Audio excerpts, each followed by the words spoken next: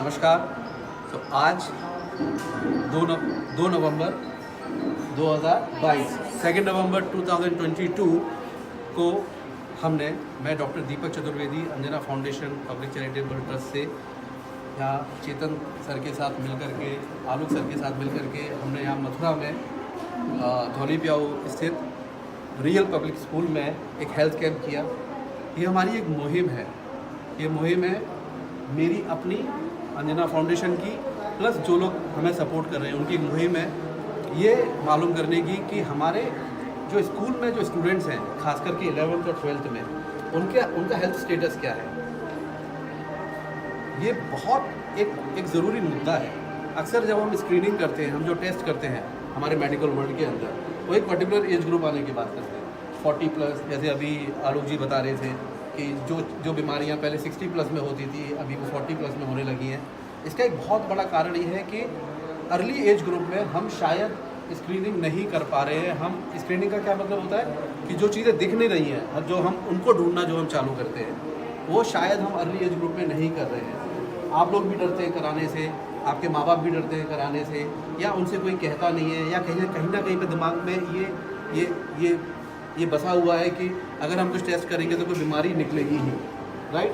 थोड़ा सा जो विश्वास है डॉक्टर्स का और डॉक्टरों के प्रति आप लोगों का, आप सभी लोगों का, आपके परिवार का, वो भी कहीं ना कहीं थोड़ा सा हिला हुआ है, राइट।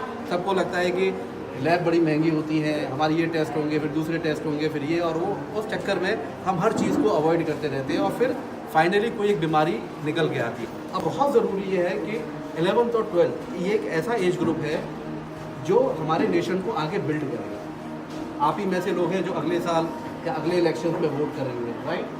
आप ही में से हैं जो अब आगे जाकर के कोई CA बनेगा, कोई CS बनेगा, कोई आर्मी में जाएगा, कोई पुलिस में जाएगा, कोई फिल्मों में जाएगा, कोई डॉक्टर बनेगा, कोई इंजीनियर बनेगा, कुछ ना कुछ हर कोई अब करना चाहता है, राइट। आप क्या करना चाहते हो आगे? CA। आप क्या करना चाहते हो? UPSC। आप NDA। आप डॉक्टर कोई नहीं आप में से?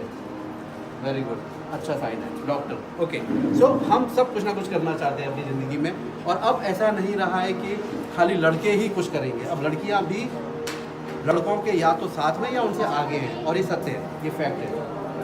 लेकिन सबसे बड़ा इशू क्या होता है, ये जो एज ग्रुप है, इस एज ग्रुप में हमारा न्यूट्रिशन बहुत इंपॉर्टेंट है, हमारी एजुकेशन बहुत इंपॉर्टेंट है, हमारा बिल्डअप कैसे हो रहा है बहुत इंपॉर्टेंट है, हमारी पर्सनैलिटी डेवलपमेंट बहुत ज़्यादा इंपॉर्टेंट है। लेकिन अगर आप इंटरनली हेल्दी नहीं है तो आप कैसे परफॉर्म करेंगे? प्रेशर बहुत ज़्यादा होता है 11th और 12th, खासकर 12th में तो बहुत ज़्यादा प्रेशर होता है, क्योंकि बोर्ड के एग्जाम्स का एक प्रेशर है, उसके बाद में करियर को चूज़ करने का एक प्रेशर है, एंट्रेंस एग्जामिनेशन का प्रेशर है। वो सारे प्रेशर को आप सबको झेलना पड़ता है। लेकिन कई बार हम जो परफॉर्मेंस नहीं कर पाते, स्टूडेंट जो परफॉर्मेंस नहीं कर पाते, वो होता है because of their internal issues. लेकिन प्रेशर होता है, आपको याद नहीं रह रहा है, आपकी मेमोरी प्रॉपर नहीं हो रही है, आप होमवर्क करके नहीं आ रहे हैं, आप अपने असाइनमेंट नहीं कर पा रहे हैं, और उसका कहीं ना कहीं कारण हमारी इंटरनल हेल्थ होती है। अब इनमें बहुत ज़रूरी कुछ चीज़ है, अनीमिया। हिंदुस्तान में आपकी एज ग्रुप में अनीमिया बहुत कॉमन है। अनीमिया पता है क्या होता है? शरीर में खून की कमी, हीमोग्लोबिन की कमी, जिसके कारण बहुत कुछ हो सकता है, वो बाद में बात करेंगे। लेकिन अनीमिया हिंदुस्तान में बहुत कॉमन है। और एक और बात मैं आपको बताना चाहता हूँ, किसी भी देश के लिए अगर उसकी इकोनॉमी को आपको अगर ग्रेड कर, तो बहुत ज़रूरी है कि उसका एवरेज हीमोग्लोबिन कितना है। ये शायद आपको किसी ने नहीं बताया। किसी भी देश का एवरेज हीमोग्लोबिन उस देश की स्थिति को बताता है। और हमारा जो एवरेज हीमोग्लोबिन था आज के करीब 15 या 20 साल पहले वो 10 था, आज वो 12 या 13 होना चाहिए। तो अगर आपका हीमोग्लोबिन 12 से कम है तो प्रॉब्लम है, वो सॉल्व करना ज़रूरी है। ये कहीं ना कहीं मान के चलते हैं 11 हीमोग्लोबिन है नॉर्मल है, 10 है नॉर्मल है। लड़कियों में तो खासकर ज़्यादा ख्याल नहीं रखते हैं, जबकि लड़कियां हैं जिनका ब्लड लॉस होता है और उनका खुराक उतनी नहीं होती है आज भी। तो अनीमिया हमारे लिए बहुत इंपॉर्टेंट है, ये आइडेंटिफाई करना। तो हम जो इन्वेस्टिगेशंस कर रहे हैं उसमें अनीमिया एक पार्ट है हमारा। दूसरा हाइपोथायरॉयडिज्म या हाइपरथायरॉयडिज्म। थायरॉयड अपने आप में एक नेग्लेक्टेड सा एक इशू है, जिसके बारे में कोई बहुत ज़्यादा बात नहीं करता, लेकिन बहुत ज़्यादा प्रेवलेंट है। अगर आपको हाइपोथायरॉयडिज्म है तो नो मैटर व्हाट, आप कितनी पढ़ाई कर रहे हैं, क्या कर रहे हैं, शायद आपकी मेमोरी पे इम्पैक्ट आएगा। किडनी फंक्शन टेस्ट, खासकर मथुरा के अंदर पानी जहाँ का खारा है, जहाँ का खारा पानी, सॉल्टी वाटर, राइट, तो वो किडनी पे इम्पैक्ट करता है। हैवी मेटल्स हैं पानी के अंदर, तो हमारी किडनी। और चौथा है डायबिटीज़। डायबिटीज़ हम सबको पता है, राइट। हिंदुस्तान में डायबिटीज़, आज डायबिटीज़ में हम चाइना को टक्कर दे रहे हैं, कुछ टाइम में चाइना से आगे निकल जाएंगे। तो डायबिटीज़ और प्री डायबिटीज़ बहुत ज़्यादा कॉमन है। फैमिली हिस्ट्री अगर डायबिटीज़ की है तो हमको डायबिटीज़ होने के चांस बहुत ज़्यादा है। तो हम ये चाहते हैं कि इसी एज ग्रुप पे अगर प्री डायबिटीज़ भी हमें मिल रहा है, हम कुछ बदलाव कर सकें और डायबिटीज़ को ना होने दें, तो उसके लिए इस तरह की मुहिम चलाई जाती है। इस दौरान जब हम आपका ब्लड प्रेशर चेक करते हैं, हमको आपका ब्लड प्रेशर ज़्यादा मिलता है या पल्स रेट ज़्यादा मिलता है, कितने बच्चों का पल्स रेट ज़्यादा मिला, तो हमको समझ में आता है कि उनको एंग्जाइटी डिसऑर्डर भी हो सकता है, कुछ चीज़ की एंग्जाइटी है, डर है, घबराहट है। जब आप सैंपल जब देते हैं उसमें जो लोग घबराते हैं और डरते हैं, तो आप सोचिए कि जब ज़िंदगी के आगे जो असली थपेड़े आएंगे ज़िंदगी के, उसको आप कैसे हैंडल करोगे। आप एक सैंपल देने में डर रहे हो। हिंदुस्तान में ब्लड डोनेशन का कितना बड़ा प्रॉब्लम है आपको पता है? हिंदुस्तान में हमेशा खून की कमी रहती है। सबसे बड़ी जनसंख्या हम होने वाले हैं, हम चाइना को बीट करने वाले हैं जनसंख्या में भी, सबसे बड़ी जनसंख्या होने के कगार पर है, लेकिन आज भी हिंदुस्तान में खून की कमी रहती है। क्यों रहती है? क्योंकि हम ब्लड डोनेशन करने में डरते हैं। तो ये सैंपल देना भी एक तरह से एक्सरसाइज है कि आज आप दे पा रहे हो तो कल को ज़रूरत पड़े तो आप ब्लड डोनेशन भी कर पाओ। तो मैं doctor Deepak Chaturvedi, Anjana foundation public charitable trust की तरफ से मैं धन्यवाद देना चाहता हूँ चेतन सर का, आलोक सर का, हमारी प्रिंसिपल मैडम मंजू मैडम, उनका बहुत बहुत धन्यवाद देना चाहता हूँ। मंजू मैम आइए। मंजू मैडम आप प्लीज़ आ सकते हैं।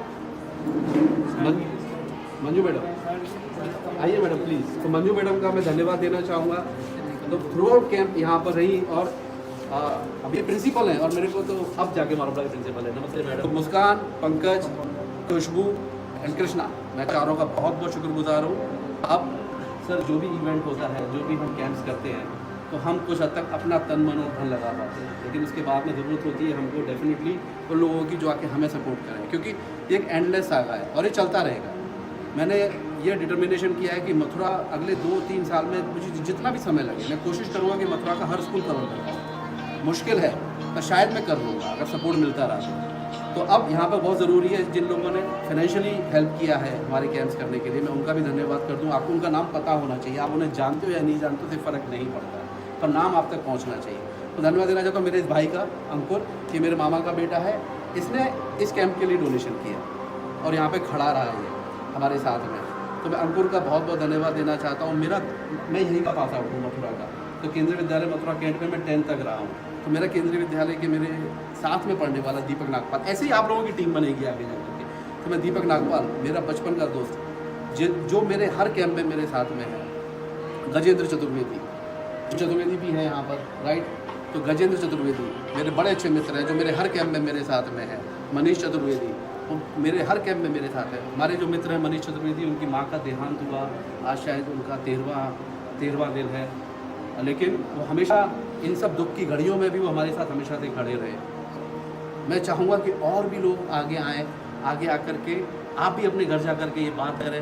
आप अलग अलग जगह पे रहते होंगे, कोई किसी गांव में रहता होगा, कोई शहर में रहता है, कोई गांव में रहता है, कोई और रिमोट एरिया में रहता हो, आपको लगता है कि वहाँ पर भी हम कुछ कर सकते हैं, तो आप हमें कांटेक्ट ज़रूर करें। आप चेतन सर को बताएं, चेतन सर हमसे कांटेक्ट कर सकते हैं। हमको वहाँ पे आने में भी कोई दिक्कत नहीं है। हमारी जो एक्टिविटीज़ हैं, हम इसको यहीं ख़त्म नहीं करना चाहते, हम इसको स्कूल तक सीमित नहीं रखना चाहते। हम चाहते हैं कि हम रिमोट एरिया तक जाएँ, हम ये चाहते हैं कि हम गाँव तक पहुँचें, हम पंचायत लेवल तक पहुँचें। ये तो आप लोग एक रिफ्लेक्शन हो, लेकिन रियल प्रॉब्लम तो और भी पीछे है। रियल प्रॉब्लम तो गांव के अंदर है। वहाँ पर जो 40 साल, 50 साल, 60 साल के लोग हैं, उन्होंने शायद अपनी ज़िंदगी में कभी टेस्ट ही नहीं कराया। तो ये जो एक टेस्ट कराने वाला जो एक है कि भाई ठीक है, हमको ये तो डर भी है, और दूसरा है कि ठीक है क्यों पैसा खर्च करें। तो हम कह रहे हैं कि हम करेंगे, हम तैयार हैं वो करने के लिए। लेकिन हमें मथुरा की, मैं बॉम्बे में रहता हूँ, मैं बॉम्बे में प्रैक्टिस करता हूँ, लेकिन मथुरा चूँकि मेरी जन्मभूमि है, यहीं पे मेरी 10वीं तक की पढ़ाई हुई है, मेरा बहुत लगाव है मथुरा से। तो मैं ये चाहता हूँ कि कहीं ना कहीं मथुरा की ओवरऑल हेल्थ में हम कुछ अपना एक कंट्रीब्यूशन कर पाएँ। आप विश्वास नहीं करेंगे, आपसे पहले जिन स्कूलों में हमने किया है, 25% से ज़्यादा लोगों को सर अनीमिया मिला, मोर देन 25% का हीमोग्लोबिन कम है। स्टूडेंट्स की बात कर रहा हूँ। ऑलमोस्ट 20% को हाइपरटेंशन है, बच्चों की, आपकी उम्र के बच्चों की बात कर रहा हूँ। ऑलमोस्ट 20% को हाइपरटेंशन है, कम से कम 6 या 7% को थायराइड का प्रॉब्लम निकला, जिनको ये बात नहीं पता थी। तो ये अपने आप है। तो मेरा ये मानना है कि अगर हमको 50 लोगों को भी आइडेंटिफाई करने के लिए अगर हमको 10,000 लोग भी देखने पड़े तो कोई बुराई नहीं है, हमें करना चाहिए। और हम चाहेंगे कि आप भी अपने घर जा कर के अपने बाकी स्कूलों के दोस्तों को बताएं और अगर कोई करना चाहे अपने स्कूल में, हम चेतन सर से भी रिक्वेस्ट करेंगे कि आप सब एक ही ग्रुप है, यहाँ पर 150-200 स्कूल होंगे शायद मंगल जिले के अंदर, आप एक दूसरे को बोलेंगे, दूसरा तीसरे को बोलेगा, हम अपना पसीना देने को तैयार हैं, कोई दिक्कत नहीं है, हम अपना पसीना देने को तैयार हैं, हम वहाँ पे बम्बई छोड़ करके यहाँ 10 दिन रहने को तैयार हैं, लेकिन इसका एक फ्रूटफुल आउटकम निकलना चाहिए, थ्योरेटिकल नहीं, सिर्फ थ्योरेटिकल नहीं कि बातें कर ली, आपका सैंपल ले लिया, नहीं। मैं चाहता हूँ जब सारी रिपोर्ट्स आ जाए, रिपोर्ट्स हम सारी चेतन सर को भेज से शेयर करेंगे, पर इसकी जो समरी होगी रिपोर्ट की फाइनली, वो हम चाहेंगे मैं दोबारा आऊँ और आपको सब एक्सप्लेन करूँ, लेकिन आपका इन्वॉल्वमेंट पॉजिटिव, और आपका इन्वॉल्वमेंट यहीं तक नहीं, आप 12th में हैं, बॉम्बे में 11th-12th कॉलेज होता है, पता है आपको? सो 12th में आप हैं, अब आपके ऊपर बहुत जिम्मेदारी है, अपनी ही नहीं, अपने शहर की, अपने समाज की और इस देश की भी। तो आपको हेल्दी रहना ज़रूरी है, प्लस जागरूक होना है और लोगों को बताना है जाकर, ठीक है? Okay, thank you so much Alok ji, आपने बहुत सपोर्ट किया, आई एम सो थैंकफुल। आप ऐसे ही हमारा मार्गदर्शन करते हैं, ऐसे ही। Sir, there is no word, कोई शब्द नहीं है मेरे पास में आपको धन्यवाद देने के लिए।